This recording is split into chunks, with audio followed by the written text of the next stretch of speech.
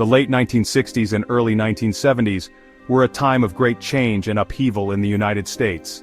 The Vietnam War raged on, and the civil rights movement was gaining momentum. Amidst this backdrop of social and political change, a different kind of terror gripped the San Francisco Bay Area. A shadowy figure known only as the Zodiac Killer stalked the night, leaving a trail of blood and fear in his wake. The Zodiac Killer wasn't content with just taking lives. He craved notoriety, reveling in the terror he inflicted. He terrorized the public with cryptic messages. The killer taunted law enforcement with coded letters. These letters, sent to local newspapers, were filled with bizarre symbols and chilling threats. The Zodiac case quickly captivated the nation. The mystery deepened with each passing day. The killer's ability to evade capture fueled public anxiety. People were left to wonder, who was this shadowy figure, and what drove him to kill? The Zodiac Killer's reign of terror remains unsolved to this day.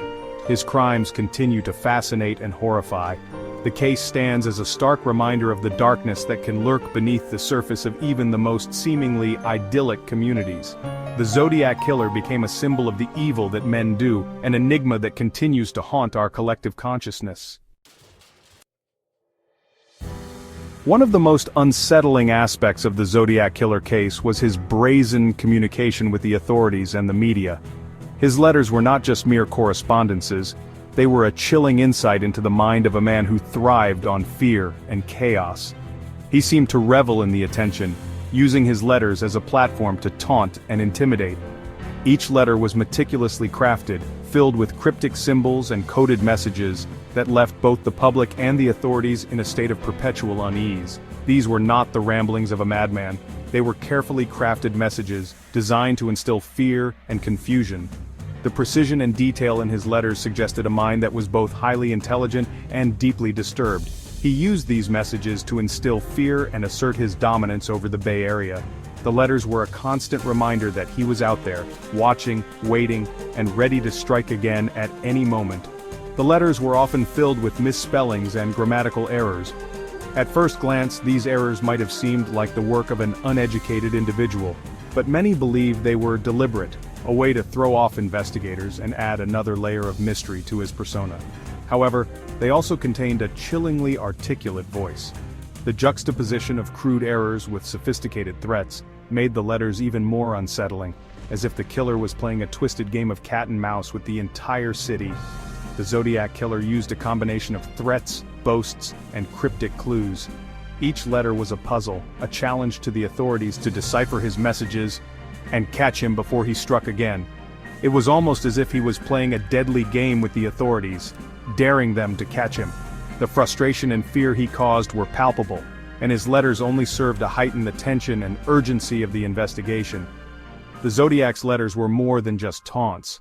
They were a window into his twisted psyche, revealing a man who took pleasure in the suffering of others and who saw himself as untouchable.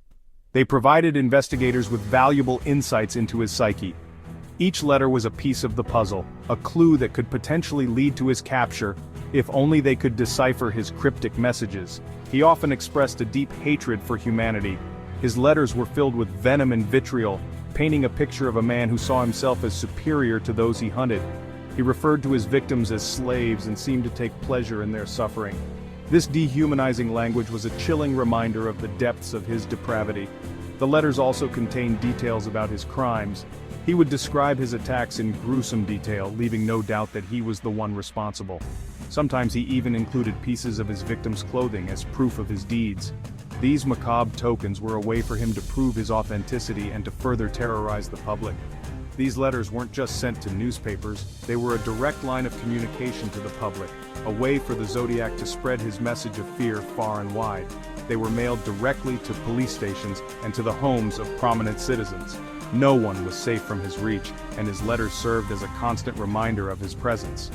The Zodiac boldly signed each of his letters with a chilling symbol, a circle with a cross through it.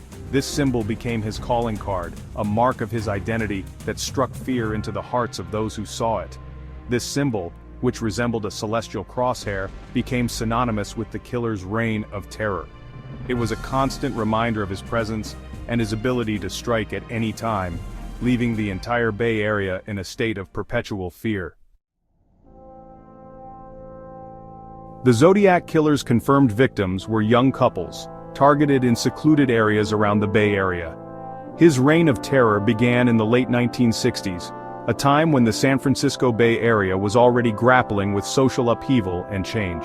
The Zodiac's methodical and cold-blooded approach to his crimes sent shockwaves through the community, instilling a deep sense of fear and paranoia.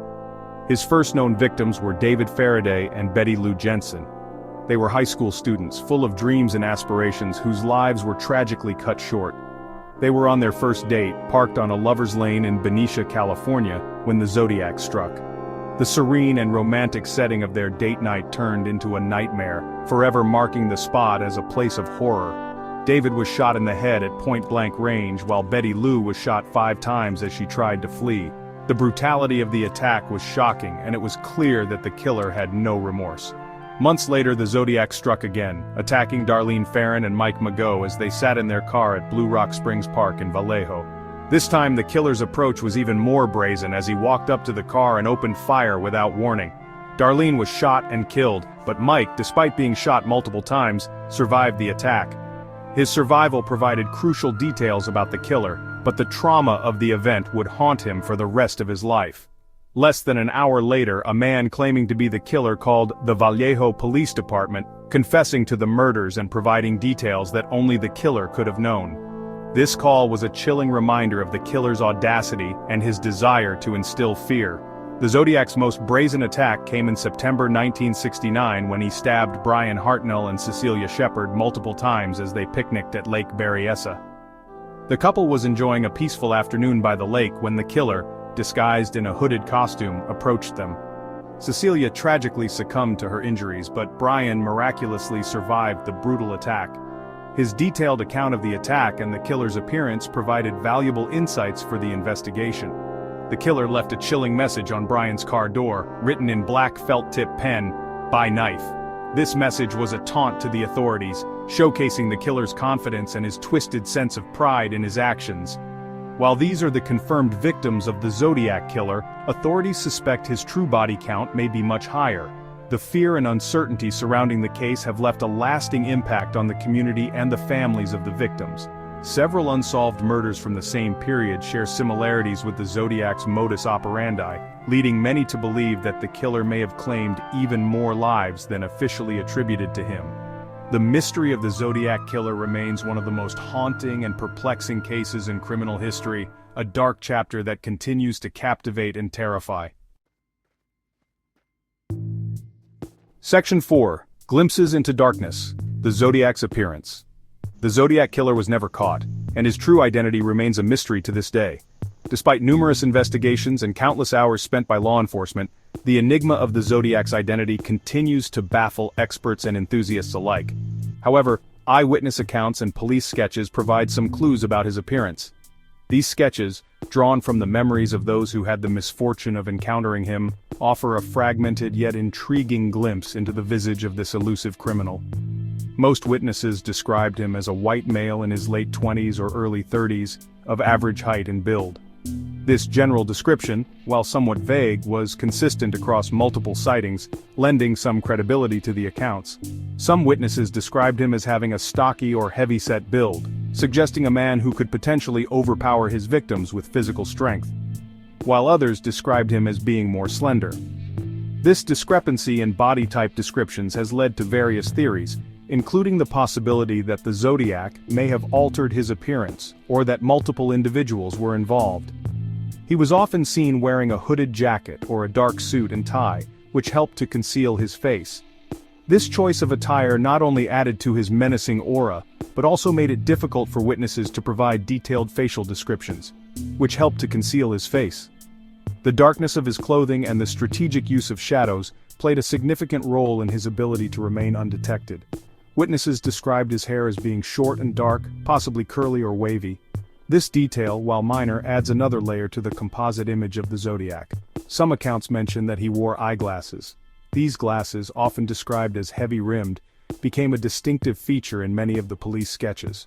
One of the most detailed descriptions of the Zodiac Killer came from the attack on Paul Stein, a San Francisco cab driver. This incident provided crucial insights into the killer's appearance and behavior. Witnesses saw a man wiping down the cab after the murder, and provided a detailed description to police. This act of wiping down the cab indicated a level of premeditation and an attempt to remove evidence.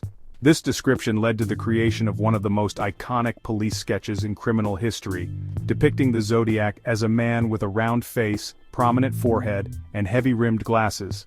This sketch has since become synonymous with the Zodiac Killer's image, depicting the Zodiac as a man with a round face, prominent forehead, and heavy-rimmed glasses. The sketch has been circulated widely, yet it has not led to a definitive identification.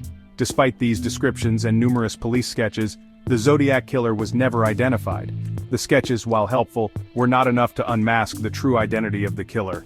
His ability to blend in with crowds and his careful planning allowed him to vanish without a trace after each of his attacks, leaving authorities and the public baffled.